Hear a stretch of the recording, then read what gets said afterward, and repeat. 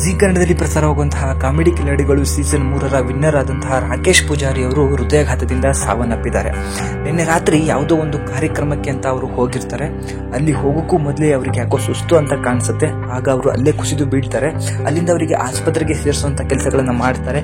ಆದರೆ heart attack ಆಗಿರೋ ಕಾರಣದಿಂದ ಅವರು ರಸ್ತೆ ಮಧ್ಯದಲ್ಲೇ ಸಾವನ್ನಪ್ಪಿದ್ದಾರೆ. ಸೊ ಇದು ರಾತ್ರಿ ಸುಮಾರು 1 ಗಂಟೆಗೆ ಆಗಿರುವಂತಹ ಒಂದು ಘಟನೆ. ಇವರು ಜಿ ಕನ್ನಡದಲ್ಲಿ ಪ್ರಸಾರವಾಗ್ತಿರುವಂತಹ ಕಾಮಿಡಿ ಕಿಲಾಡಿಗಳು ಇಂದ ಸಿಕ್ಕಾಪಟ್ಟೆ ಫೇಮಸ್ ಆಗಿದ್ರು. ಹಾಗೂ ಹಿಟ್ಲರ್ ಕಲ್ಯಾಣ ಅನ್ನೋ ಒಂದು ಸೀರಿಯಲ್ ಅಲ್ಲೂ ಕೂಡ ಆಕ್ಟಿಂಗ್ ಕೂಡ ಮಾಡಿದ್ರು.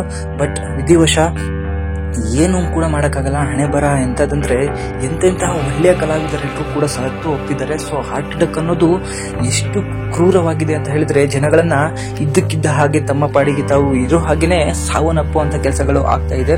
ಸೊ ಒಂದು ಒಳ್ಳೆಯ ಕಲಾವಿದ ಮದುವೆ ಕೂಡ ಆಗಿರಲಿಲ್ಲ, ತುಂಬಾ ಚಿಕ್ಕ ಏಜಿನಲ್ಲೇನೆ ಹೀಗೆ ಸಾವನ್ನಪ್ಪಿರೋದು ನೋಡಿದ್ರೆ ಸಿಕ್ಕಾಪಟ್ಟೆ ಬೇಜಾರಾಗ್ತಿದೆ. ಸೊ ಕಾಮಿಡಿ ಕಿಲಾಡಿಗಳಲ್ಲಿ ನಟಿಸ್ತಿರುವಂತಹ ಎಲ್ರಿಗೂ ಕೂಡ ಇವನು ಸಿಕ್ಕಾಪಟ್ಟೆ ಇಷ್ಟ ಆದಂತಹ ಒಬ್ಬ ಹುಡುಗ. ಯಾಕಂತ ಹೇಳಿದ್ರೆ ತುಂಬಾ ಒಳ್ಳೆಯ ಒಂದು ಆಕ್ಟಿಂಗ್ ಗಳನ್ನ ಮಾಡ್ತಿದ್ದ. ಅರ್ಜುನ್ ಜನ್ಯ ಅವರ ಸ್ಪೂಪ್ ಅನ್ನ ಮಾಡೋದ್ರಲ್ಲಿ ಇವನು ಎತ್ತಿದ ಕೈ ಅಂತಾನೆ ಹೇಳ್ಬೋದು. ಎಂತ ಮಟ್ಟಿಗೆ ಕಾಮಿಡಿ ಮಾಡ್ತಿದ್ದ ಅಂತ ಹೇಳಿದ್ರೆ ಇವತ್ತು ಅಷ್ಟೇ ನೋವನ್ನ ಕೊಟ್ಟು ಹೊರಟುಬಿಟ್ಟಿದ್ದಾನೆ. ಸೊ ರಾಕೇಶ್ ಪೂಜಾರಿಗೆ ಅವರ ಆತ್ಮಕ್ಕೆ ಶಾಂತಿ ಸಿಗ್ಲಿ, ಹಾಗೂ ಅವರ ಮನೆಯವರಿಗೆ ಇಂತಹ ಒಂದು ದೊಡ್ಡ ನೋವನ್ನ ಮರೆಯುವಂತಹ ಶಕ್ತಿಯನ್ನ ಆ ದೇವರು ಕೊಡ್ಲಿ, ಹಾಗೂ ಭಾವಪೂರ್ಣ ಶ್ರದ್ಧಾಂಜಲಿ. ಮತ್ತೆ ದಯವಿಟ್ಟು ಕರ್ನಾಟಕದಲ್ಲಿ ಹುಟ್ಟಿ ಬಂದು ಜನರನ್ನ ಮನರಂಜಿಸಲಿ ಅಂತ ಹೇಳಿ ಕೇಳ್ಕೊಳ್ಳೋಣ. ಪಾಪ ಇನ್ನು ಮದುವೆ ಕೂಡ ಆಗದೆ ಇರೋದ್ರಿಂದ ಎಂಥ ದೊಡ್ಡ ಲಾಸ್ ಆಗಿದೆ ಅಂತ ಅವರ ಮನೆಗೆ.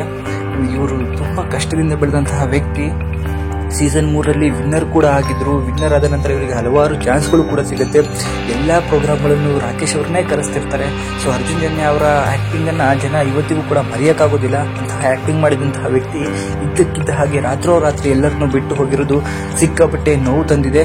ಸೊ ರಾಕೇಶ್ ಅವರ ಪೂಜಾರಿಗೆ ಆತ್ಮಕ್ಕೆ ಶಾಂತಿ ಸಿಗ್ಲಿ, ಎಲ್ಲರೂ ಕೂಡ ಅವರ ಕುಟುಂಬಕ್ಕೆ ಆಗುವಂತಹ ಸಹಾಯನ ಮಾಡಲಿ ಅಂತ ಹೇಳಿ ಈ ಹುಡುಕ ತೀರ್ಸೋಣ.